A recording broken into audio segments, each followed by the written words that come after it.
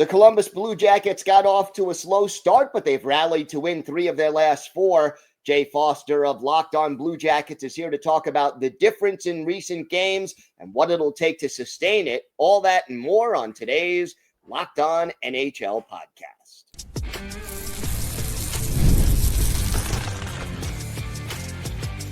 You're Locked On NHL, your daily podcast on the National Hockey League.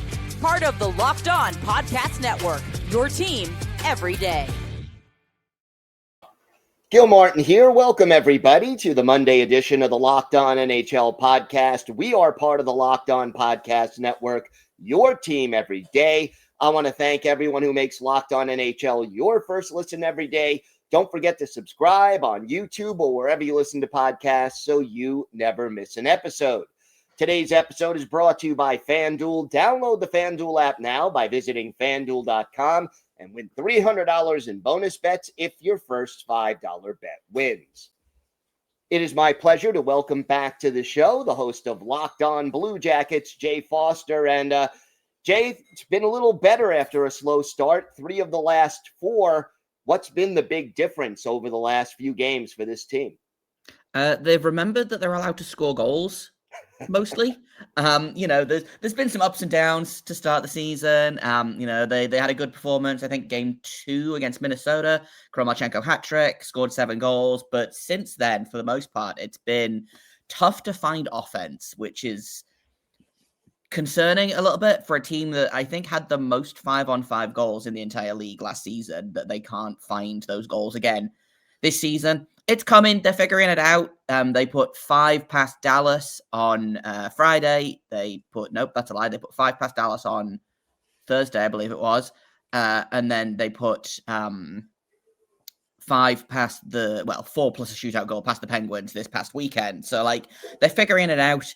But the offense has been a little bit slow to get started. And I think partially there was some questionable line decisions made by head coach Shane Everson, who I typically like, and I don't necessarily agree with his decisions, but I can see why he's made them. This time, though, there have been a lot of decisions where I'm like, don't know how I feel about that one, and they have been changed because shockingly the team couldn't score with these line decisions, and the new lines are immediately much more impactful. So I think it turns out that if you put skilled players in the top 6 and let them play together, then you get more goals than if you put skilled players in the bottom 6 and grinders in the top 6. But who could possibly have seen that coming, right? Usually teams are looking for some kind of balance where there's at least one physical player on a line, one passer, one scorer. How bad were these line combinations early on? I mean, they weren't terrible, right? The top line, which was one of the best lines in hockey last season, stayed mostly intact. My issue was mostly that you've got your star franchise center in Adam Fantilli, 21 years old. You should be surrounding him with all of the skill you possibly can, right? And a big off-season conversation was, well, what are they going to do to have Fantilli? What are they going to do to put skill on Fantilli's wing? And they decided to start the season with Boone Jenner and Cole Sillinger as his wingers, which I like both players. I don't know that I would consider either of those guys pure skill guys. And then they've got Kent Johnson, who is just all skill, all offense, all flash. And I mean that in a complimentary way. He's flash with substance, not empty calorie flash.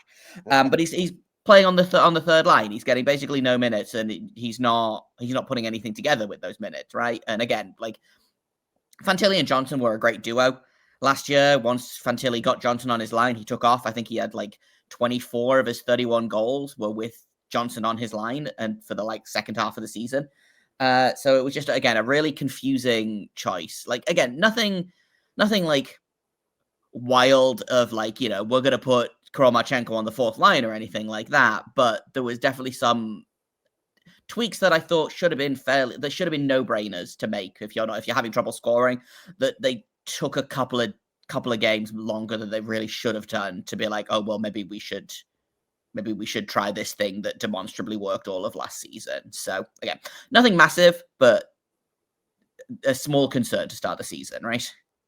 Another concern obviously has to be special teams. They've struggled on both the power play and the penalty kill. What's missing right now, and how can they wish fix I knew?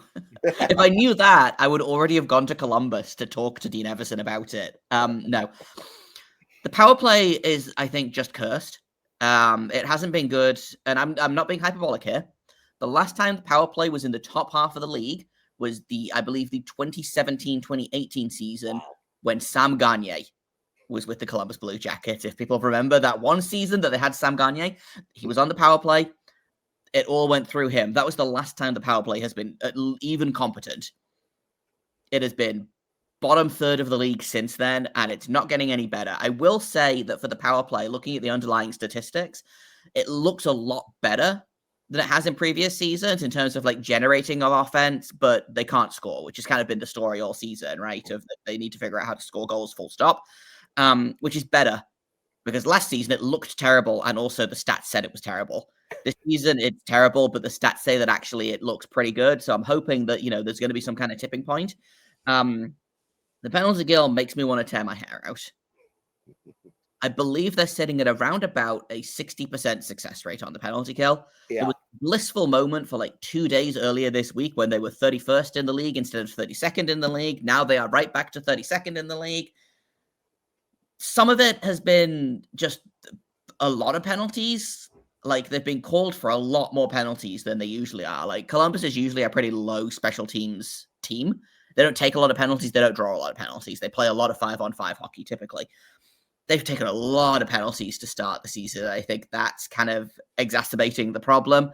But also, it's I don't know if it's a systems thing. I don't know if it's a personnel thing. I don't know if it's a coaching thing. I do know that I'm pretty sure the same coach has been running the penalty kill for the last 3 or 4 seasons, and it has looked terrible the entire time. So I don't know whether that's potentially to blame, but just whatever it is, it is so frustrating. If this team had even a league average penalty kill, they probably are close to being 6-2 instead of 4-4, which is what they are at the minute. What does it take to sustain the recent success? What are the keys for this team to either contend for like they did last year or even make the playoffs this year? I think mostly just kind of keep doing what they're doing. This year, it's been interesting. They've been pretty solid defensively, and also the goaltending has been excellent, which is genuinely shocking to me because I wasn't expecting this level of goaltending specifically out of Merzlikins kids, but Jet Greaves has also started really, really strong. They both kind of wobbled this weekend. Neither of them had a great game against Washington or Pittsburgh, but like the team goaltending is, I think, 6th in the league in terms of goals saved above expected, which is, I don't remember the last time the Blue Jackets were above like 25th, and again, maybe I'm being a little hyperbolic there, but the goaltending has been really, really good. They're creating a lot of offense. It's just not going in the net, right? And some of that is bad luck. Some of that is maybe, shot selection, shot quality, whatever you want to call it. The goals will come if they keep doing their thing. And like, again, 500 hockey is not the end of the world, right? Like, they're playing decent hockey. They've probably won some games that they should have lost and lost some games that they should have won. That'll happen. They just got to keep playing their game. Like, they're not playing, even in most of the games that they play, even the losses, they have not played badly. I think that I would consider that of their 8 games so far, they've maybe played like 1 game, I think, where I've sat down afterwards and been like, that was an atrocious effort by everyone involved.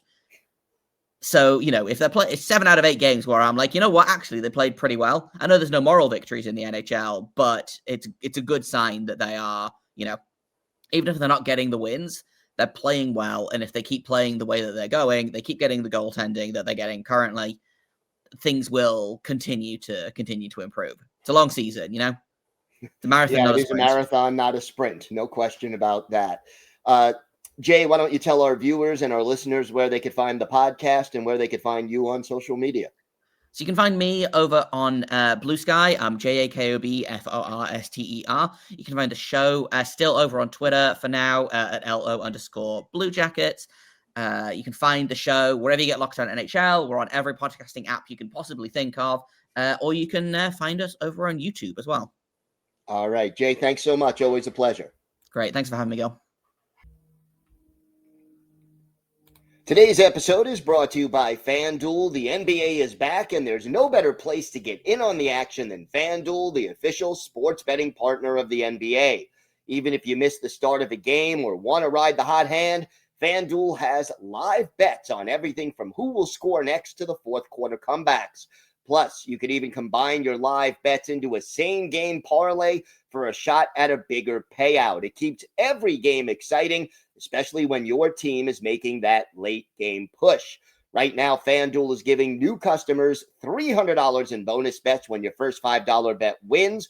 So head to FanDuel.com to sign up today and play your game with FanDuel, the official sports betting partner of the NBA. Again, place a $5 bet, and if your first $5 bet wins, you'll get $300 in bonus bets to use across the app.